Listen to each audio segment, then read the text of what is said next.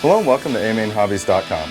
I'm Gregor McGrath, and today on RCTalk, we're going to give you a quick tech tip for your Aligned T-Rex 700 class helicopters.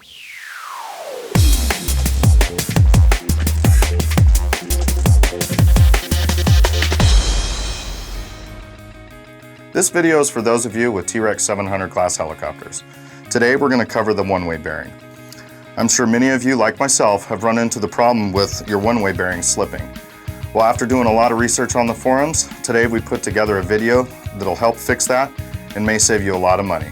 This tech tip is for those of you with intermediate to expert experience with the RC hobby. The one-way bearing is made up of 5 components. You've got your housing cover, you've got your sprag bearing, your sprag bearing sleeve, your one-way housing, and your inner one-way sleeve. Now the problem lies with the sprag bearing sleeve actually spinning inside the outer housing, not allowing the one-way unit to work as it was designed. Part of the reason that this is happening was from the factory there was not enough Loctite applied to the outer portion of the sleeve. The tools needed to complete this process are going to be a Dremel, a heat gun, a 2mm hex driver, 4mm drill bit, a 4mm tap, a black marking pen, and red thread locker.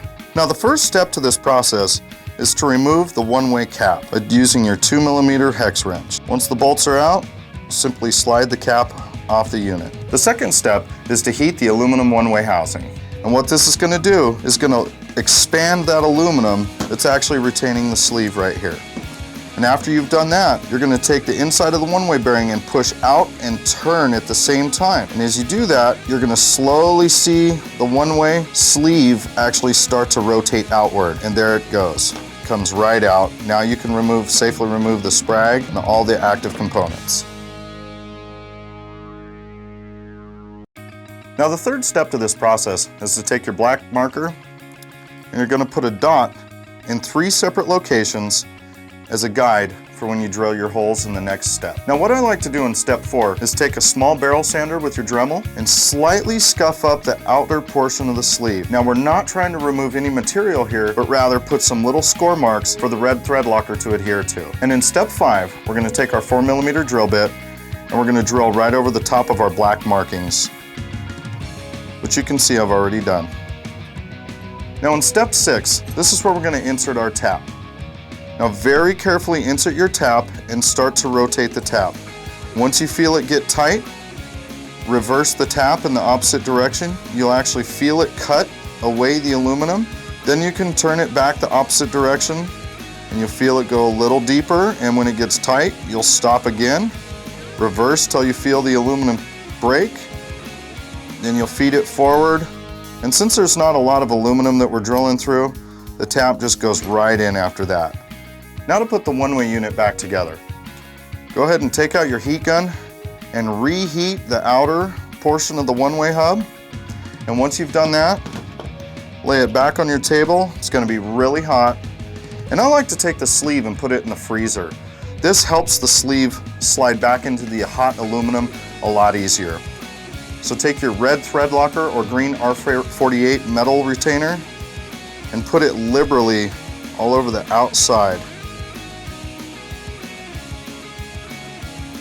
Once you've done that, put it right back over the one-way and push it.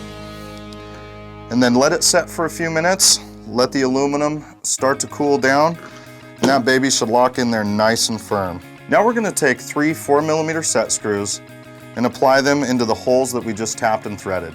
Applying red thread locker, I'm going to put it right on the tip and just a little bit on the threads.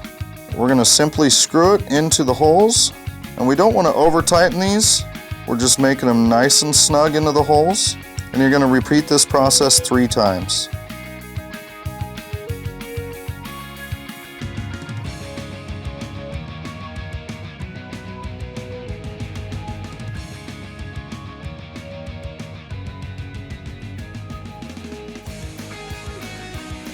Now that the auto hub is all put back together, you're ready to install it in your helicopter.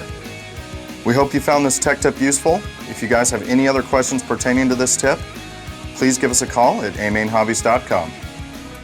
AMainHobbies.com. Visit us for our huge selection. Buy from us for our expert customer service, fast shipping, and low prices. AMainHobbies.com, your one-stop international RC superstore.